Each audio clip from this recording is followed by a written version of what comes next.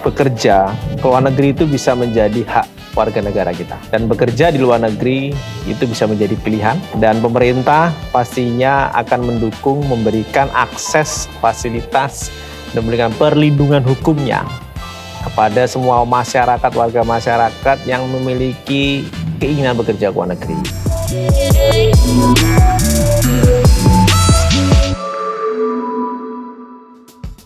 Selamat siang, hari ini Opa Guru di Hotel Medland Smara Kertajati Majalengka. Ditemani oleh Bapak Abem dari Direktur Pembinaan Kelembagaan Vokasi Pekerja Migran Indonesia. Tentunya hari ini baru saja kami menyelesaikan satu bincang-bincang dengan 50 kepala sekolah di wilayah Rebana, tepatnya dari Indramayu, Majalengka, Subang, dan Sumedang.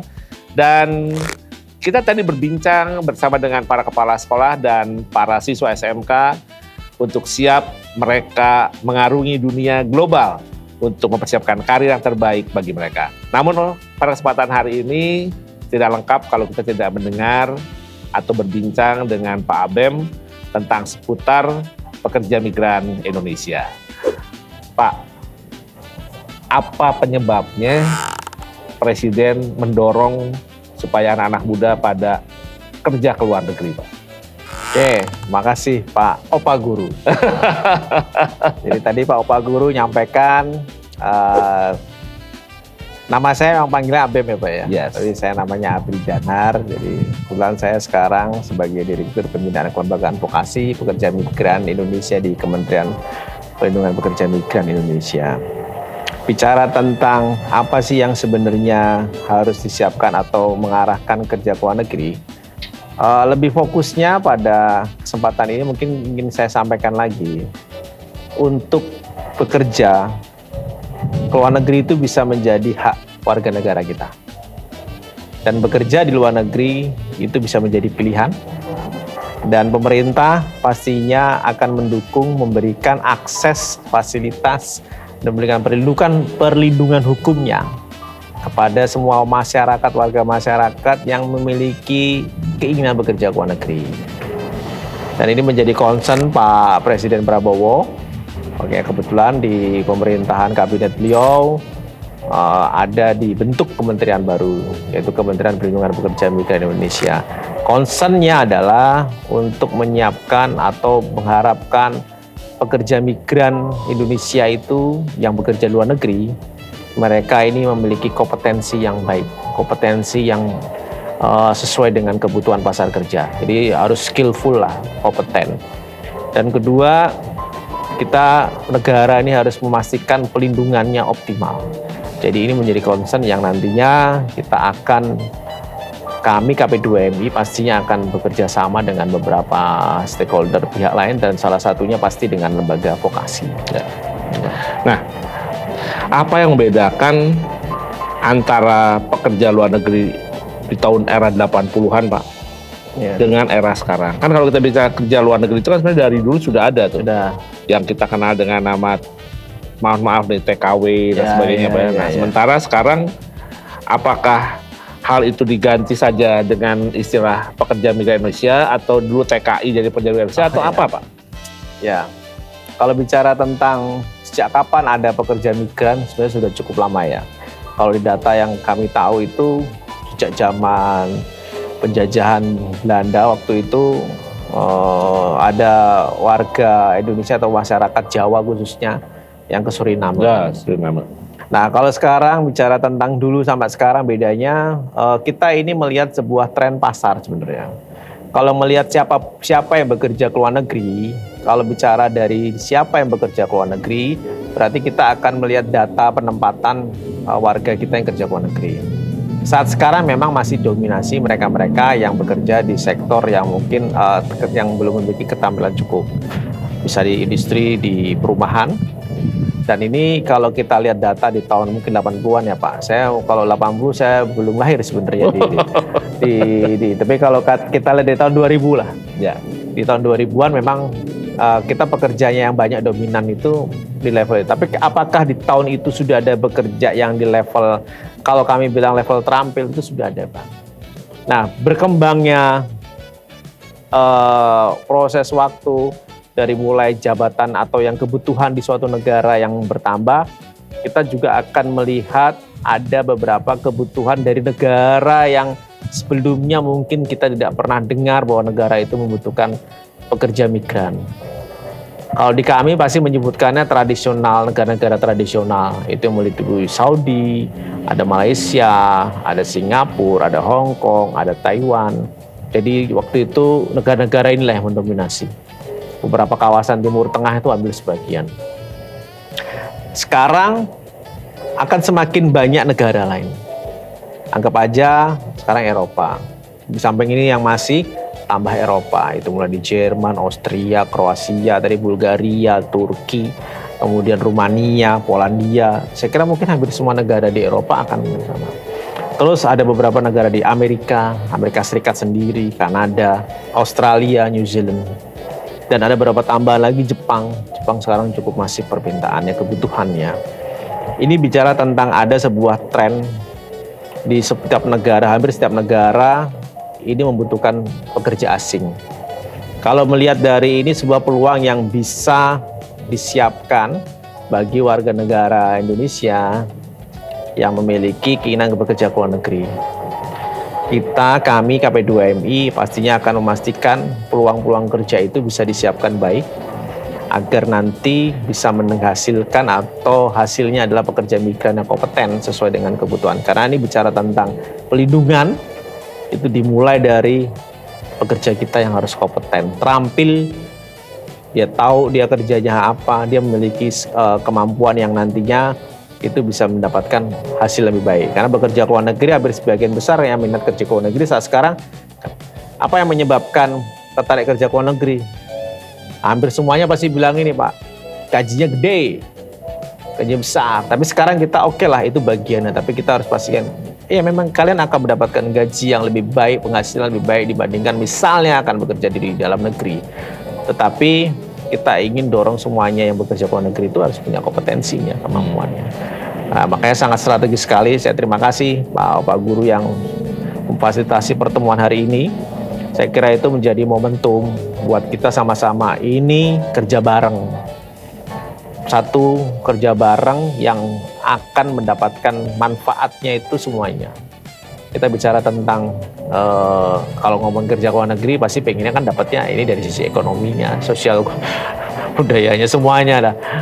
Dan juga kita diharapkan nih antar instansi itu semakin dekat. Kita sama-sama merumuskan sih konsepnya gimana ya. Kami dari KP2MI mencoba untuk menginisiasi dibentuklah sebuah migran center vokasi-vokasi yang menyiapkan proses pelatihan untuk bekerja luar negeri. Ya. Oke. Tapi apakah bekerja ke luar negeri tadi dalam beberapa sambutan dalam satu arahan dikaitkan antara kerja ke luar negeri ini dengan bonus demografi di Indonesia dan juga dengan adanya kekurangan atau adanya zero natalitas ya di wilayah-wilayah negara tujuan ya. Nah, apakah ini menjadi salah satu opportunity bagi Indonesia yang memang mengalami tingkat pertumbuhan usia muda yang tinggi ya, atau karena memang ketidakmampuan daripada penyerapan tenaga kerja karena pertumbuhan industri yang tidak signifikan nih Pak? Ya. Kalau dilihat dari, kita bisa lihat nggak satu sisi ya Pak. Ya. Pak, ya. Kalau kita melihat sekarang bonus demografi di kita itu sebetulnya katanya tahun berapa ya, saya lupa ya, 2 tahun lagi ya. Sebenarnya sekarang sudah berjalan sih bonus demografi ya. Ini kalau kita lihat di satu sisi di negara kita bonus demografi, di beberapa negara yang sekarang menjadi negara-negara baru buat potensi orang kita bekerja di sana itu kan zero tadi. Ya. Jadi secara kalau ngomongin lebar ekonomiknya ini cocok nih. Di sini ada supply-nya ini ada kebutuhan pasar kerjanya. Apakah ini akan langsung bisa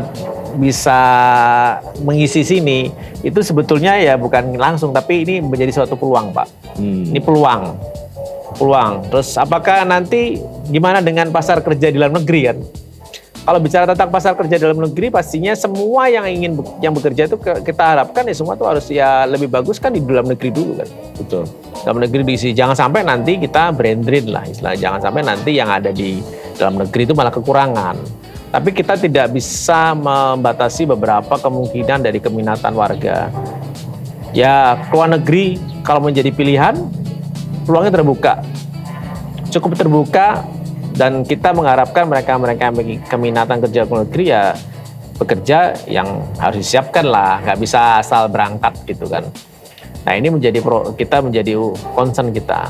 Kalau bicara nanti di dalam negeri, saya tidak bisa menyampaikan bahwa nanti peluang kerja di dalam negeri itu udah nggak ada lagi ya. Ini akan saling mendukung mengisi. Karena kalau kita lihat dari sisi benefit yang didapatkan dari bekerja ke luar negeri, itu sebetulnya angkatan kerja atau mereka yang bekerja di luar negeri, kita harapkan setelah kembali dari tempat dia bekerja, dia dapat ada menghasilkan value yang nanti bisa diimplementasikan di sini. Knowledge-nya mereka tentang etos kerjanya mereka itu bisa diimplementasikan di sini menjadi men-trigger yang ada di pola etos kerja di sini. Kita harapkan kan gitu kan, ada transfernya gitu loh Pak. Betul. Ada transfer knowledge-nya. Ini menjadi upaya, jadi jangan sampai nanti kita juga harapkan yang bekerja ke luar negeri itu ya nggak pengen, ya jangan bilang Pak kalau kerja ke luar negeri harus pulang ke Indonesia, bukan harus pulang ya, kalian ini harus memberikan kontribusinya, kalian sudah punya kesempatan lebih baik, hasilnya itu ya bisa diimplementasikan di sini. Ya, betul. Ini yang mudah-mudahan bisa. Tapi kalau ada beberapa saya lebih enak kerja di luar negeri pada di Indonesia, ya itu hak ya. Pilihan ya. Tapi kan kita ingin ini menjadi harapannya yang bekerja ke luar negeri, pasca dia selesai bekerja kembali ke Indonesia, itu dia bisa banyak transfernya. Di samping transfer knowledge-nya, ya hasil dia bekerja itu bisa menstimulus pertumbuhan ekonomi. Ya. Ya kayak tadi misalnya berangkat migran, pulang juragan, kayak gitu-gitu kan. Ini kita melihat sebuah harapan yang nanti kerja ke luar negeri itu manfaat yang hasilnya itu nggak cuma untuk personalnya dia, tapi juga untuk keluarganya pastinya, belum lagi untuk daerahnya. Wah ini kita ngomong itu efeknya itu luas banyak, Pak. Ya, nah luas. Ini dia. Jadi memang satu hal yang menarik sebetulnya Pak. Ya. Nah, tapi tadi ada yang ingin saya tanyakan ke Pak Abem nih. Tadi Pak Abem di dalam satu slide-nya menyatakan SMK adalah garda terdepan ya, untuk mensukseskan program pekerja migran. Ya. Apa yang menyebabkan bahwa Pak Abem mengatakan bahwa SMK sebagai garda terdepan? Karena kebetulan saya di SMK nih Pak, di vokasi, dan saya sangat mencintai vokasi nih. Ya. Ada rasa, ternyata diapresiasi nih oleh KP2MI yang menyatakan bahwa SMK adalah garda terdepan. Kenapa Pak sebut garda terdepan nih Pak? Ya sebenarnya kalau bicara garda terdepan kita nggak akan melihat bahwa ini hanya cuma SMK saja. Kita ingin semua yang terlibat dalam mendukung untuk proses kita bicara penyiapan pekerja migran itu menjadi suatu hal yang penting buat kita Pak. Kami KP2MI memang nggak punya sekolah kan Pak. Ya, kita nggak ada sekolah, kita nggak punya politeknik, kita nggak punya balai, nggak punya dan kita ingin semua yang menjadi sebuah ekosistem vokasi yang ada itu, kita ingin semuanya itu menjadi yang terdepan Pak. Karena kita melihat nanti sebuah kebutuhan yang harus disiapkan, dipenuhinya itu melalui siapa? SMK salah satu dan terdepan. Kenapa saya bilang terdepan lagi sekali lagi? Angka saya kalau tadi mungkin Pak Opa bilang pengangguran banyak di SMK, kita ngelihatnya sebenarnya potensi dari SMK itu besar Pak. Potensinya besar. Kalau nggak salah itu 14.000 sekian deh Pak jumlah SMK di Indonesia Pak. Betul. Setiap tahun rata-rata tuh lulusannya 7 juta Pak. Saya belum dapat informasi setelah 7 juta ini, 7 juta itu terserap di pasar kerja berapa atau dia melanjutkan studi, saya nggak ngerti. Saya belum punya data ya. Tapi saya melihatnya ini kalau bicara kami adalah opportunity supply yang nanti bisa untuk keinginan untuk bekerja ke luar negeri itu cukup besar Pak. Dan kita sangat melihat bahwa ini ya memang tempat SMK ini harus mulai kalau bilang kawah Candra dibukanya di situ. Ya.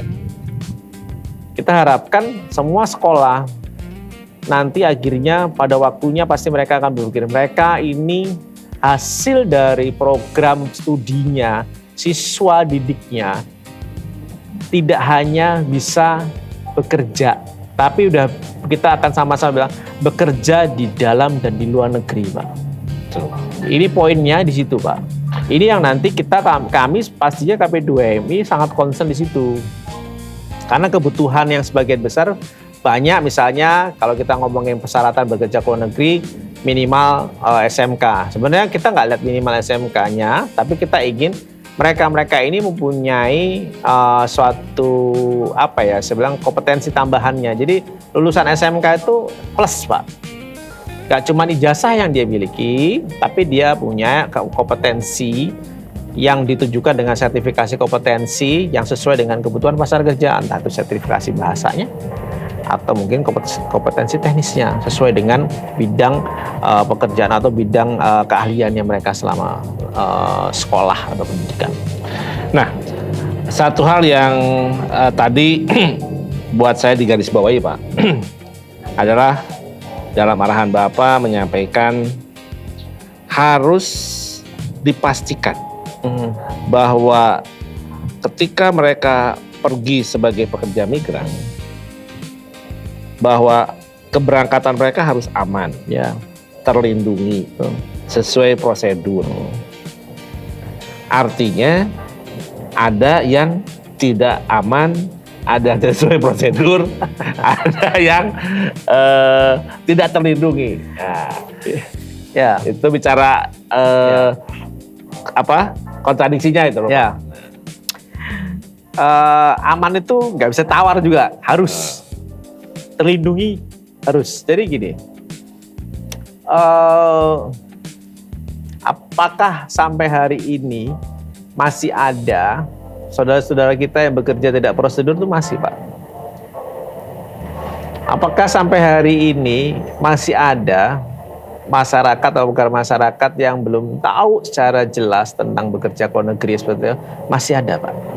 Makanya kita ingin sampaikan di setiap pertemuan atau sosialisasi migrasi yang aman pertama. Aman ini tidak hanya dia tahu harus gimana, dia bisa membaca rambu, dia tahu ini nggak boleh. Kita amannya itu harus, kalau bilang itu menyeluruh, Pak. Amannya mulai dari mana, Pak? Ternyata salah satu yang menjadi faktor paling penting dari sebuah nilai aman adalah kemampuan lagi, Pak. Kompetensi ya. Itu tuh syarat pertama tuh ya? Udah, kalau kami melihat pasti gitu, Pak. Sekarang salah satunya itu. Karena kita lihat mereka ini kan, jadi kerja ke luar negeri itu harus disiapkan, nggak bisa mendadak gitu loh. Proses untuk menyiapkan untuk menjadi seorang pekerja migran itu perlu waktu, Pak. Makanya ada SMK, Ya, ada LPK, ada belajar macam-macam kan. ada politeknik yang memang menyiapkan kompetensi ini. Ya, dan tapi jangan sampai lewat garis LPK ikut-ikutan berangkatin. Ya, itu kan udah ada regulasinya. Ya ini kita harus sama-sama sampaikan kepada masyarakat, dan ini kan kami juga butuh dukungannya, Pak. Kami siap dukung. Ya, ini harus informasi. Jadi kita masyarakat ini masih banyak. Dan satu lagi, Pak, pelindungan ini kan kalau bicara tentang rambunya banyak, Pak. Kalau kita ada rambunya banyak, kalau si orangnya, pekerjanya nggak mau ikut aturan, sama aja kan, Pak? Ya, betul. Nah, kita harus kuatkan, Pak, mentalnya, Pak. Ini jadi pemahaman tuh harus dalam, Pak. Dalam, ya, harus sering terus disampaikan ya ke dalam.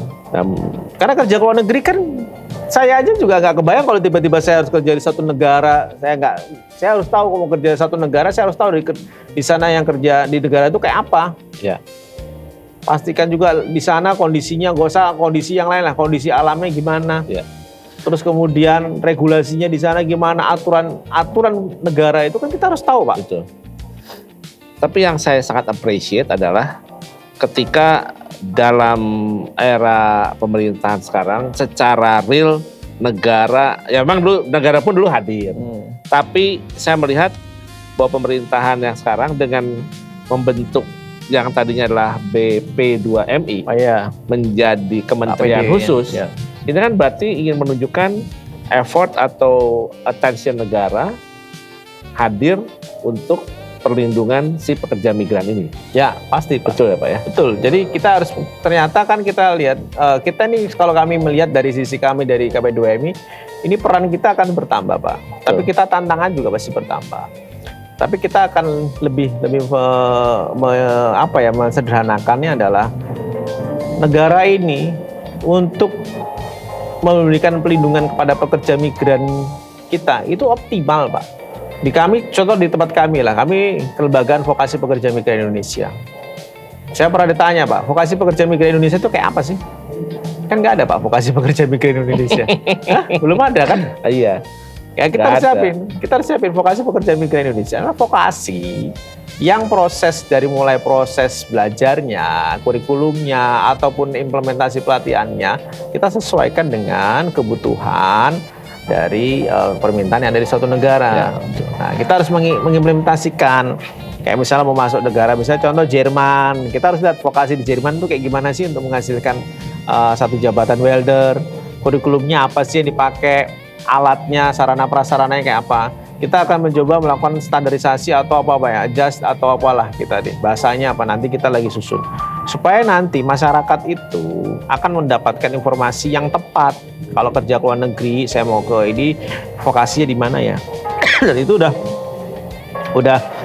nggak cuma teknisnya doang, nggak cuma teknisnya aja Pak, ada soft skillnya, Ya. pengetahuan tentang budaya di sana, bahasa juga sampai K3-nya di sana. Kamu bekerjanya seperti ini, apa-apa yang harus jadi perhatian supaya pelindungannya semakin utuh. Jadi bukan hanya sekedar dia bisa berbicara, bisa menulis dengan bahasa di mana negara tujuan, tetapi bahasa, budaya, habit di sana, attitude-nya menyesuaikan dengan negara tujuan. Karena nggak bisa kebiasaan hidup dibawa ke sana malah jadi ngawur Pak. Ngawur. Ya, kita antisipasi. Jadi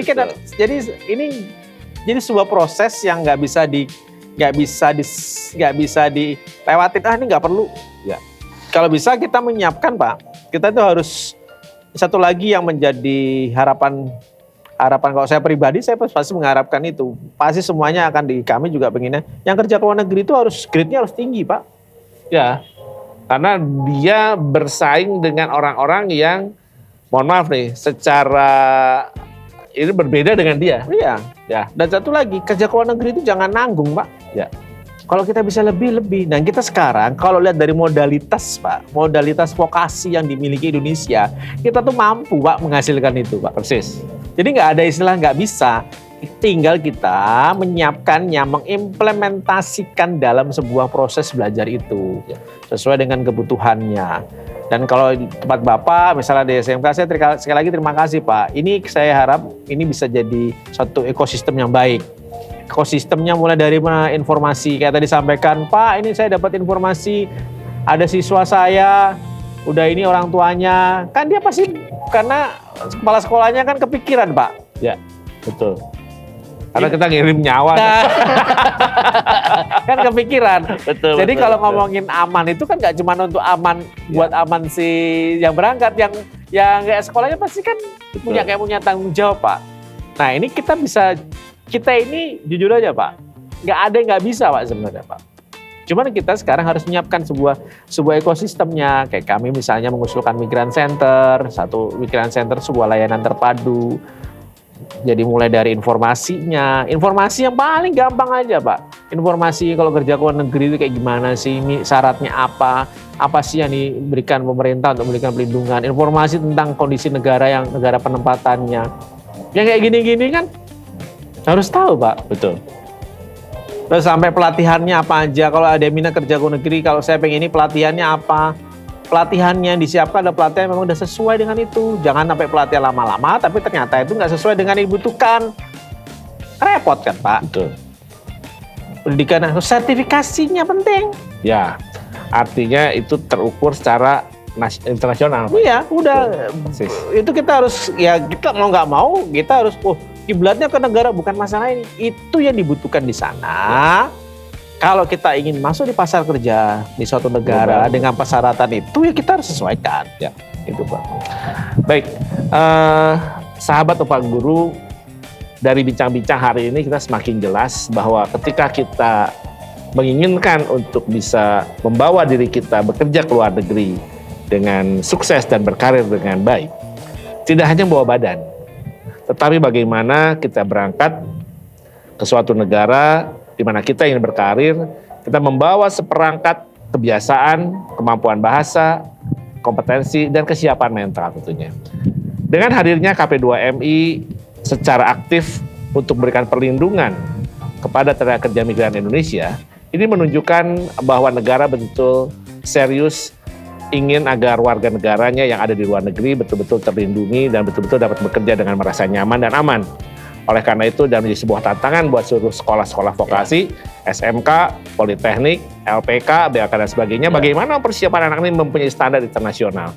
Dan itu tidak mudah, karena dia memerlukan bahasa, memerlukan peralatan, memerlukan perlengkapan, dan kompetensi instruktur juga bertaraf internasional. Jangan sampai kita mengirimkan anak pergi ke luar negeri, tetapi konten pembelajarannya, persiapan-persiapannya hanya konten-konten lokal. Ketika kita siap menyambut pasar global, maka segalanya harus bersifat internasional. Ya. Betul ya Pak ya? Betul, terima kasih Pak. Saran Bapak atau pesan sebelum kita akhiri Upah Guru pada siang hari? Agak repot, pesannya banyak sebenarnya. Ya. Untuk menjadi yang sukses, nggak ada yang mudah. Tapi untuk menjadi yang bisa, itu pasti akan bisa dilakukan. Kerja ke luar negeri bisa menjadi suatu hal yang memberikan manfaat buat pribadi, buat keluarga dan negara. Dan pemerintah pasti akan mendukung dan memberikan perlindungan yang optimal. Terima kasih dari Bumi Majalengka. Ya. Saya dengan Pak Abem akan selalu menemani Anda dalam setiap niat-niat terbaik Anda untuk masuk ke pasar kerja global. Terima kasih, salam hangat, salam sehat dan bahagia dari Upah Guru dan KP2MI. Siapa? Pak Guru. Keren.